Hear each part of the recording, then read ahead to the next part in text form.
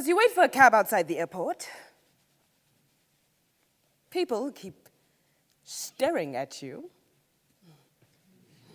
You begin to doubt, maybe you should have never came to Connecticut. Maybe you should have just stayed home with your family where you belong. But then a white woman, who seems nice, gawps at your hair, oh, thank you, and asks you where you are from. Nigeria, you tell her proudly. She gets excited and says that she has always wanted to go on a safari because she loves elephants.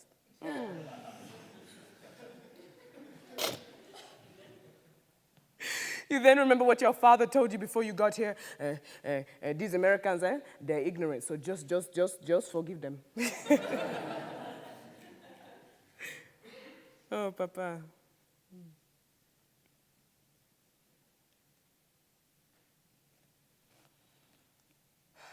Remember why you're here, you tell yourself.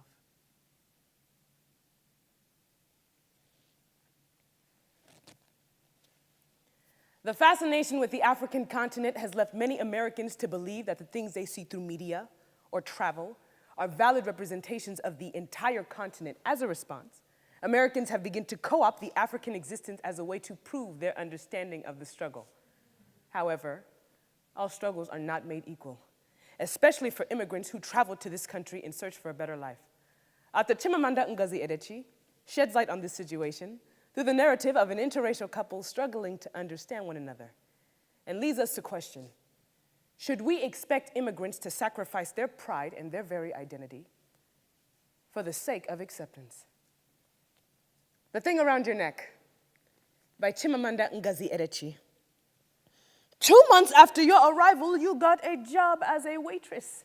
And people at the restaurant where you work who would guess you are African would ask absurd questions like, are there real houses back in Africa? Or did you ever see a car before you got here? You smile tightly when they ask these questions.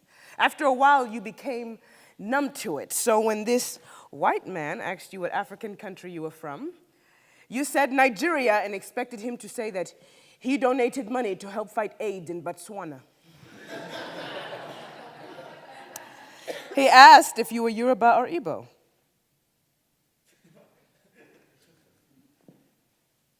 Igbo, you said. Well, you were surprised. But that soon turned into disdain because white people who like Africa too much and who like Africa too little were all the same. Condescending. He asked your name. Akuna, you told him. And he said Akuna was pretty.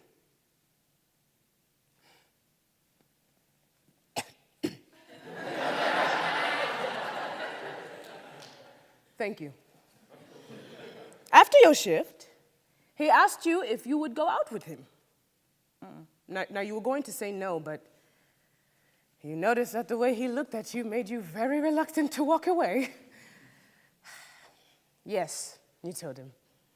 Now, you didn't think you would like him, but you did. You liked him a lot. I mean, he was different, he did not label you. He did not carry the expression of a white man who thought himself better. You two got close. You would watch Jeopardy together and walk the calm waters of Long Island Sound like rich white people. And the first time you two made love, you would run your hands through each other's hair. His soft and yellow, like the swinging tassels of growing corn. Yours dark and bouncy, like the filling of a pillow. And it all felt normal to you.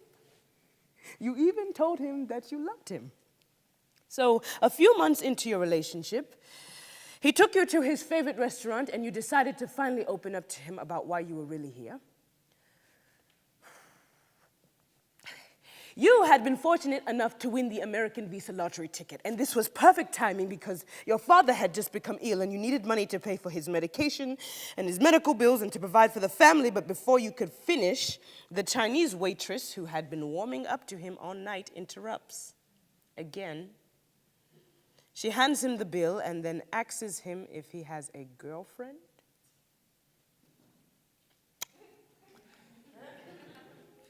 So you just wait for him to respond so that she could leave you two alone.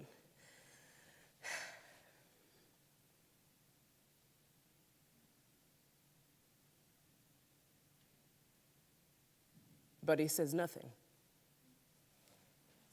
Later you asked him why he said nothing to the waiter. I mean, you were sitting right there.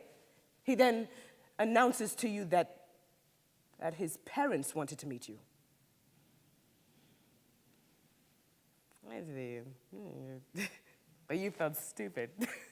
But you were honored, grateful. I'm ready, you told him, but he stops you and tells you that he doesn't feel ready. He tells you that he had not told his parents you were Nigerian, and he did not want to give them the opportunity to portion you out like a birthday cake. He then asked if you understood. Oh. Yeah. You understood. You began to see things in the relationship you had not seen before, like his constant ranting about all the poor countries he's been to. Oh, you two would argue about this constantly, but you would always keep in mind what your father had told you. They are ignorant, so forgive them. And you loved him, so you did.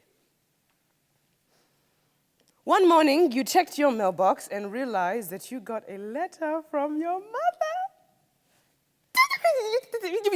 You had not heard from your family in months, so this was exciting to you. This was an escape. Oh, and she tells you about how much she misses you and how grateful she is for all the money you've been sending them,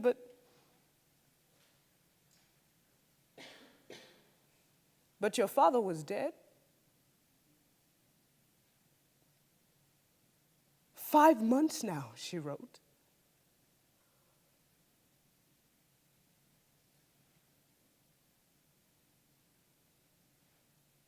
Your father was dead, you tell him. He comes to grab you. He smooths your hair and then offers to buy your ticket to go with you to visit your family in Nigeria. I'd always wanted to go to Nigeria anyways, he says. It'll be fun.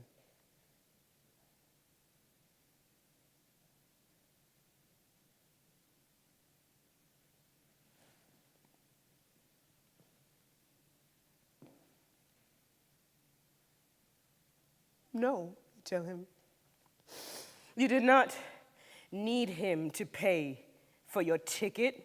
You did not want him to add Nigeria to the list of countries where he gawks at the lives of poor people who could not gawk back at his life. You were not his exotic trophy, his ivory tusk, his charity case. Oh, he becomes angry.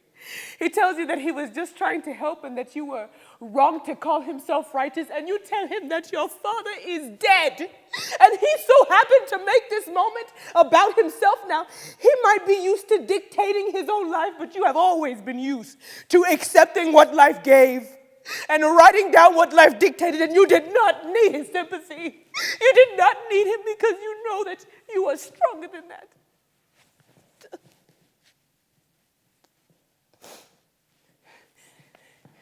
You are leaving, you tell him, tomorrow morning alone. You turn to walk away, but he stops you. He asks you if you are coming back.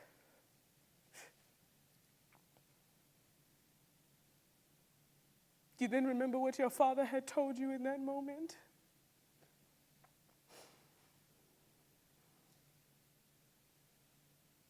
That there are just some things that you cannot forgive.